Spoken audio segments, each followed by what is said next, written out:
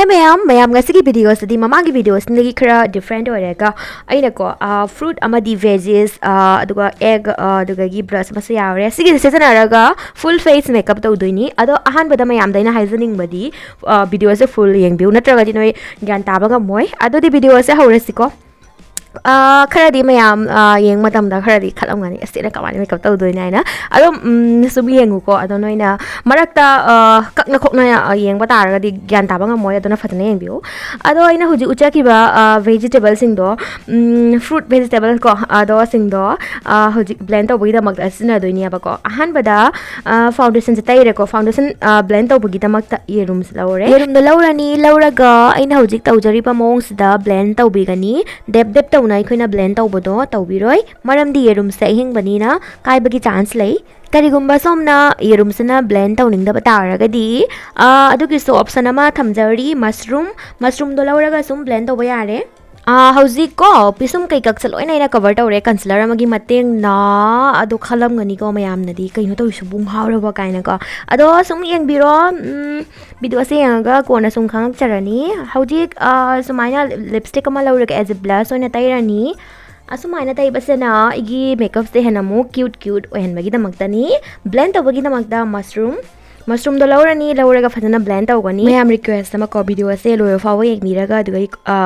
mayam na comment piro abago natragani noi gyan tare abago kari makeup no bad comment ke kakaraga nu hauzik set tawbagi damakta Johnson's baby powder ama lawre talcum powder any talcum powder ama lawraga set tawrani set tawbagi damakta sponge ki mahutaina cotton se lawraga set tawjare pisum ki damakta kajal ama lawre aduga ina hauzik ye mongs ani aduga mayam brush aina uchagi bahan bada brush to hauzik uredana sigi sina brush na spoolie ona sizana are hauzik eye makeup ki damakta ina sigi morok se lawre si morok se mayam asaba morok to nate ko sadwa morok ni ado lipstick ama lawraga sumaina mit makhada taibirani aduga face contour amok tawrani eye makeup se uda mayam yamna kenu male ko ado don't worry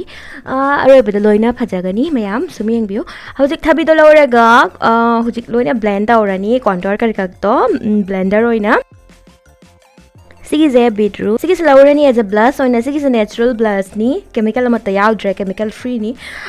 hauzik sumaina maton gi katang kathatpiraga ko sumaina yam nungaire blush tawba hauzik tomato urki bodo ko tomato do lawraga phajana muka blend tawbirani hauzik lip liner ki damakta kajal lo lawraga sumaina lipstick ki damakta ko ahan bada lips de boundary se ek thosi ko sexy lip tahan bagi damakta kajal lamana kar overline tawna gi aduga mayam ai hauzik final look lage adudi yengbiro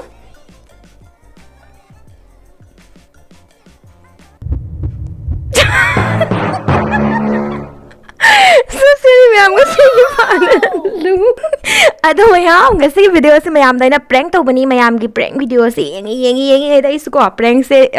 yam tawninga ba mayam da ko prank video se yam semninga ba do naina ngasi video semjabani ado gi prank se success oibra oidabra haibdo soidna haibira mo comment da ado ki dabra noi khangdabra ido hairo ko soidna khangangmani ado aroibada ko mayam khangan bagi da mo to sorry ngasi di bye mayam try to biganu sum aina sum nok na ba just entertain ko na semjabani ngasi di bye